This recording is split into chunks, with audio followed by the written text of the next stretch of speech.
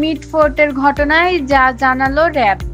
রাজধানীর পুরান ঢাকার স্যার সলিমুল্লাহ মেডিকেল কলেজ ও হাসপাতালের সামনে জনসমক্ষে ভাঙারি ব্যবসায়ী লালচাঁদ ওরফে সোহাগকে হত্যার ঘটনায় এজাহার নামীয় 2 আসামিকে গ্রেপ্তার করেছে র‍্যাব। শনিবার 12 জুলাই বেলা 11:30টায় কারওয়ান বাজারে র‍্যাব মিডিয়া সেন্টারে এ বিষয়ে ব্রিফিং করেন বাহিনীটির মহাপরিচালক AKM শহীদুর রহমান।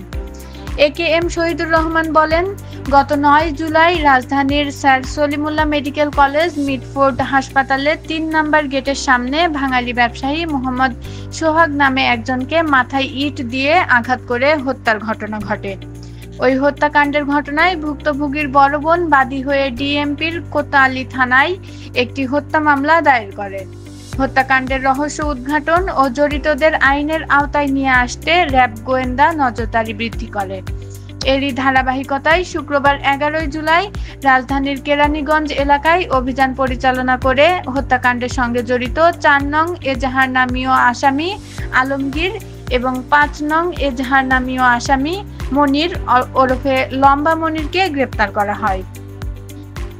এ বিষয়ে বিস্তারিত জানতে চাইলে তিনি বলেন, মিটফোর্টে যে ঘটনাটি সংঘটিত হয়েছে এর মূল তদন্ত ডিএমপি করছে।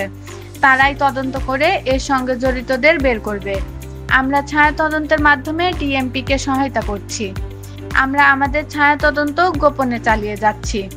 প্রাথমিক তদন্তে র‍্যাব কি পেয়েছে জানতে চাইলে র‍্যাবের মহাপরিচালক AKM শহীদুর রহমান বলেন, আমরা এটার ব্যাপারে ছায়া তদন্তে এখনো ফলাফল জানানোর মতো পর্যায়ে নেই।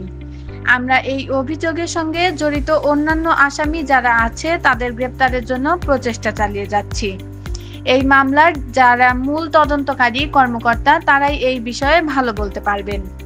ঘটনাটি কী কারণে ঘটেছে জানতে চাইলে তিনি বলেন, প্রাথমিকভাবে জানা গেছে ঘটনাটি স্থানীয় ব্যবসা বাণিজ্য ও চাঁদাবাজিকে কেন্দ্র করে ঘটেছে। তবে এটার বিস্তারিত বলার মতো অবস্থায় আমরা নেই। আপাতত আমরা এই ঘটনার সঙ্গে সম্পৃক্তদের গ্রেপ্তারে অভিযান পরিচালনা করে যাচ্ছি। উল্লেখ্য, এই হত্যাকাণ্ডের ঘটনায় এখন পর্যন্ত মোট 5 জনকে গ্রেপ্তার করেছে আইন শৃঙ্খলা রক্ষা বাহিনী। Suraiya Akter, Rashtrabarta, desk report.